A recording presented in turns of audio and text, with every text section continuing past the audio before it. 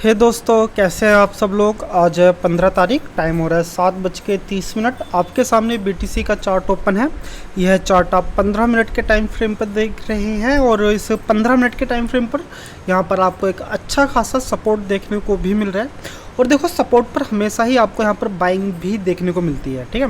And then अगर मैं आपसे रेजिस्टेंस की बात करूँ तो रेजिस्टेंस जस्ट यहाँ पर है 74,464 पर।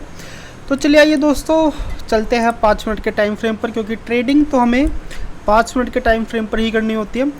तो देखो, अगर हम यहाँ पर 5 मिनट के टाइम फ्रेम पर भी होते तभी भी यहाँ पर ट्रेड एग्जीक्यूट नहीं कर पाते, ठीक है। क्योंकि देखो, यहाँ पर हमें कुछ किसी तरह का कोई इंडिकेशंस तो यहाँ पर नहीं मिला कि भाई यहाँ पर हम एक बाइंग की तरफ ट्रेड एग्जीक्यूट करें।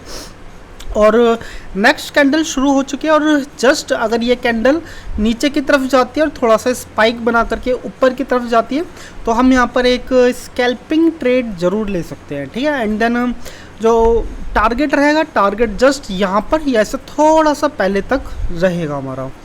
तो सिंपल सी बात है भाई, अगर ये चीज़ें होती है तो ठीक है, नहीं तो अगर ये कैंडल इसके 60% पोर्शन तक कवर कर लेती है तो हम यहाँ पर ट्रेड एग्जीक्यूट नहीं करने वाले हैं, ठीक है। और फिर दूसरा क्या है भाई, दूसरा ये है कि हम यहाँ पर कंसोलिडेशन के ब्रेकआउट का इंतज़ार करेंगे कि जैसे ही कंसोलिडेशन का ब्रेकआउट होगा तो वैसे ही हम यहाँ पर ट्रेड एग्जीक्यूट कर सकते हैं जहाँ पर इसका ब्रेकआउट होगा। तो चलिए, जो मैं आपको बताना चाह रहा था वो मैं आपको बता चुका हूँ कि मैं यहाँ पर अब इस टाइम ट्रेड लेने के बारे में क्या सोच रहा हूँ। तो चलिए दोस्तों, मिलते हैं किसी एक अच्छे खासे ट्रेडिंग सेटअप पर। तो है दोस्तों, यहाँ पर मैं एक सेल की ट्रेड एग्जीक्यूट कर रहा हूँ और एसएल ज़्यादा बड़ा मैं यहाँ पे नहीं रखने वाला। जस्ट ये जो आप इसी कैंडल की स्पाइक देख रहे हैं, इसी कैंडल की स्पाइक पर ही यहाँ पर मेरा एसएल होने वाला है, ठीक है। फिर भी यहाँ पर काफ़ी अच्छा खासा एसएल लग चुका है, करीबन $850 का। और मैं यहाँ पर आपको बता दूँ, मैंने यहाँ पर ट्रेड एग्जीक्यूट करा क्यों है। तो देखो, यहाँ पर आपका एक अच्छी खासी एक रिजेक्टेड कैंडल यहाँ पर फॉर्म हुई है, ठीक है। एंड देन ये जो अभी रनिंग कैंडल है, इसने अपने आप को रीटेस्ट करा है। ये जो आप स्पाइक देख रहे हैं दोस्तों, ये एक तरह से तभी बनती है जब कैंडल अपने आप को रीटेस्ट करती है, यानी कि थोड़ा सा ऊपर की तरफ जाए एंड देन फिर एक स्पाइक बना के नीचे की तरफ आए, ठीक है।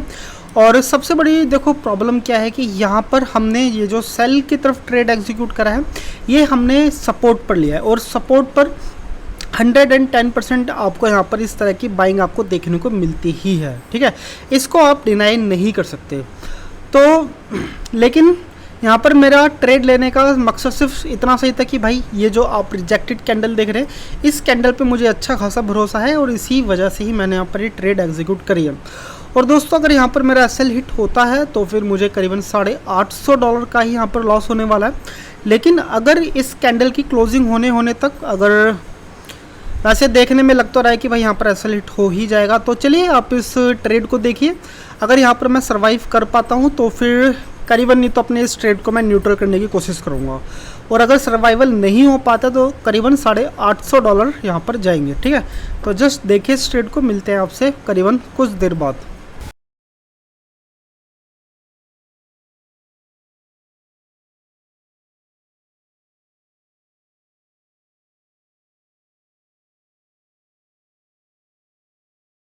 तो है दोस्तों, अनफॉर्चुनेटली यहाँ पर एसएल हिट हो चुका है और करीबन $850 का ही यहाँ पर लॉस हुआ है।